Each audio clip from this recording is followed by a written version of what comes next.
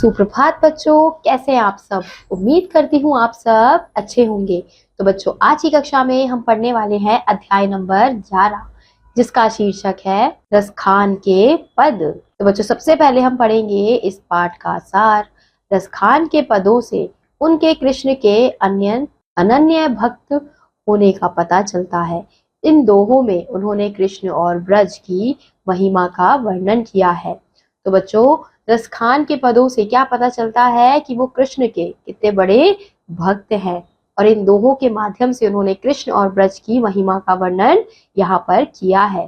तो सबसे पहला पद है, मानुस हो तो वही रसखान, बसो ब्रज गोकुल गांव के ग्वारन। जो पशु हो तो कहा बसु मेरो, चरो नित नंद की धेनु मंझारन। पाहन हो तो वही गिरी को, जो धर्यो कर छत्र पुरंदर धारन। जो खग हो तो बसरो करो, मिली कालिंदी कूल कंदब की डारन। तो इस पद में जो रसखान है वो क्या कह रहे हैं कि अगर मुझे मानुष यानी मनुष्य के रूप में फिर से जन्म मिलता है तो मैं क्या बनना चाहता हूँ, ब्रज गोकुल गांव के ग्वारन के आसपास रहना चाहता हूँ, ताकि मैं श्री कृष्ण के आसपास रह पाऊं।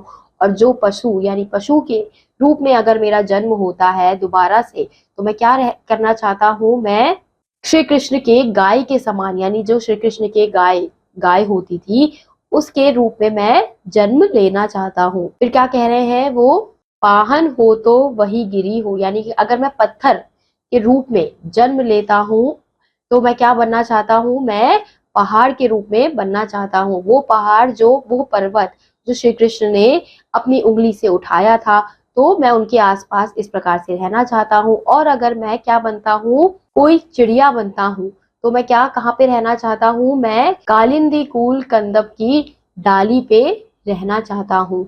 तो यहाँ पे जो रसखान है वो ये बता रहे हैं कि अगर मैं किसी भी रूप में जन्म लेता हूँ, चाहे मनुष्य के रूप में, चाहे पत्थर के रूप में, चाहे पक्षी के रूप में, या किसी पशु के रूप में, तो मैं ऐसे ही जन्म लेना चाहता हूँ कि श्री कृष्ण के मैं आसपास रह सकूं।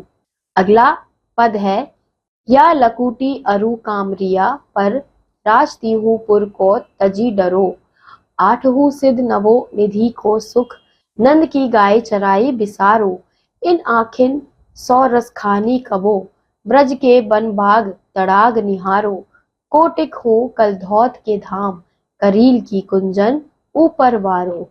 तो यहाँ पे जो रसखान जी है वो क्या कह रहे हैं कि मैं ब्रज के लकुटी यानी वैस जो डंडा है उसके लिए मैं क्या कर सकता हूँ, मैं तीनों लोकों की तजी डाल सकता हूँ। आठवीं सिद्ध नवो निधि को सुख, यानी जितने भी मेरे सुख है उन सबको त्याग सकता हूँ।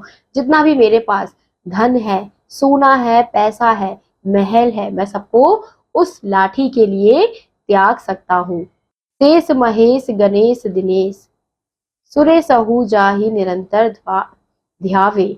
जाहि अनादि अनंत अखंड, अछेद अभेद सुबेद बतावे।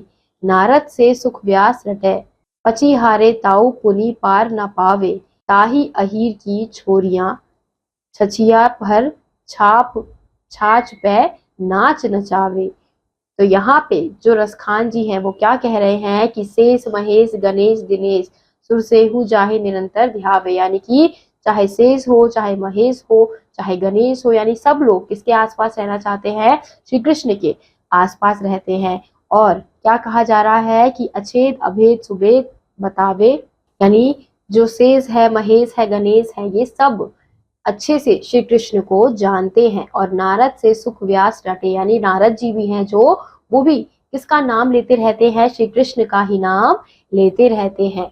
इतना सब इतने महान ईश्वर के बाद भी होने के बाद भी जो ये छोरियां हैं, यानी जो श्री कृष्ण के, जब श्री कृष्ण पैदा हुए थे जहां पर वृंदावन में, तो वहां पे क्या हुआ था, वहां पे जो छोरियां हैं यानी कि जो वहां पे ग्वालिन है, वो क्या करती है, उन्हें छाछ यानी जो उन्हें छाछ मक्खन खाना पसंद है उसके लिए उन्हें नाच नचवाती है, क्योंकि वो उनकी क्रिया से अनजान होती है। वो नहीं जानती है कि वो भगवान है, वो भगवान विष्णु है, भगवान श्री कृष्ण है, वो नहीं जानती है। इसलिए वो क्या करती है, वो उन्हें नाच नचा रही है। तो बच्चों, इस अध्याय में इस पद में हमने देखा कि रस खान जी ने किस प्रकार से अपनी भक्ति को श्री कृष्ण के लिए दिखाया है कि वो श्री कृष्ण के लिए क्या क्या कर सकते हैं। वो श्री कृष्ण के पास हमेशा रहना चाहते हैं, उनके लिए वो सभी धन दौलत को त्याग सकते हैं। इसी के साथ आज का यह अध्याय यहीं समाप्त होता है। उम्मीद करती हूँ आपको यह अध्याय समझ आया होगा।